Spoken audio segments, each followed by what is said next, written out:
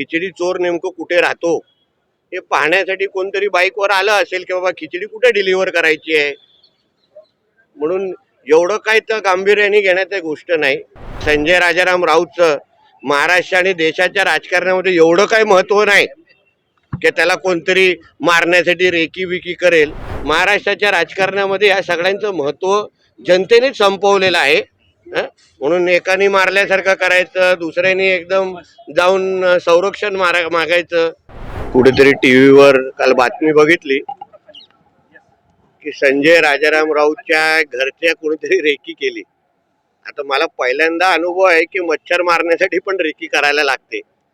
मच्छर मारण्यासाठी good नाईटचं coil लावायला लागतं, त्याला रेकी करण्याची गरज नाही. कदाचित खिचडी चोर नेमकं कुठे राहतो हे पाहण्यासाठी कोणतरी बाईकवर आलं असेल की बाबा खिचडी कुठे डिलिव्हर करायची आहे.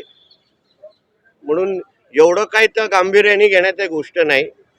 मच्छराला मारण्यासाठी कोण कधी रेकी करत नाही. आणि संजय राजाराम राऊतचं महाराष्ट्र आणि देशाच्या राजकारणामध्ये एवढं काही महत्व नाही की त्याला कोणतरी मारण्यासाठी रेकी विकी करेल.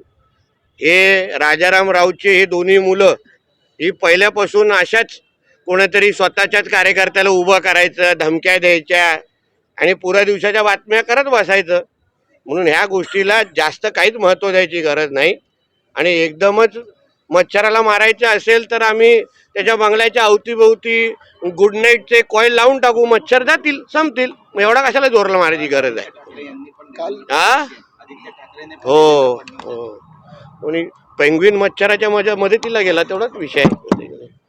म्हणून एवढं काय ह्या गोष्टीला महत्त्व देऊ नका. आता शेवटी महाराष्ट्राच्या राजकारणामध्ये या सगळ्यांचं महत्त्व जनतेनेच संपवलेलं आहे. म्हणून एकाने मारल्यासारखं करायचं, दुसऱ्याने एकदम जाऊन संरक्षण मागायचं. मला या महाराष्ट्रामध्ये एक असा व्यक्ती सांगा जो आपले हात खराब करून घेईल संजय राजाराम राऊतवर काय करण्यासाठी. आणि ह्याच्या अगोदर पण तुम्हाला आठवत असेल अशी एक घटना झालेली, पोलिसांच्या चौकशीमध्ये नंतर असं कळलं हा त्यांचाच कार्यकर्ता होता. म्हणून बोलतो ना, कोणतरी चोरी केलेली खिचडी डिलिव्हर करण्यासाठी आले असतील, म्हणून ॲड्रेस शोधत असतील की खिचडी चोर कुठे राहतो.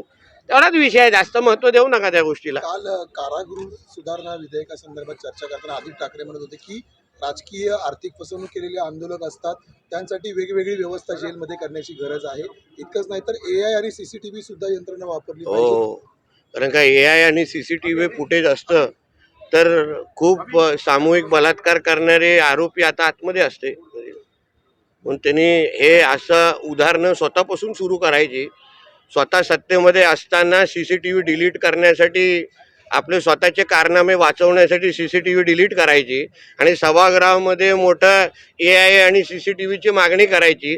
पहिलं स्वतःचे जे काही कारनामे 8 जूनला केलेले आहेत त्याचे CCTV फुटेज ज्या दिवशी बाहेर येतील ना तेव्हा AIची पण गरज भासणार नाही.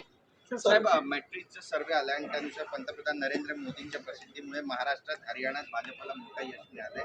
तर राहुल गांधींचा संविधान बदलाचा मुद्दा मतदारांनी पण ह्याच्यासाठी मॅट्रिक्सच्या सर्वेची काय गरज आहे. पंतप्रधान मोदीजी हे देशाचेच नाही, भारत देशाचेच नाही, जगामध्ये लोकप्रिय असे नेते आहेत.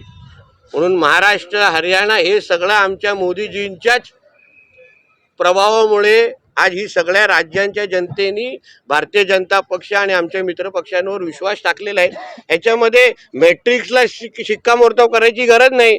जनतेने त्याच्यावर शिक्कामोर्तब मतदानाच्या माध्यमातून केलेला आहे. धन्यवाद.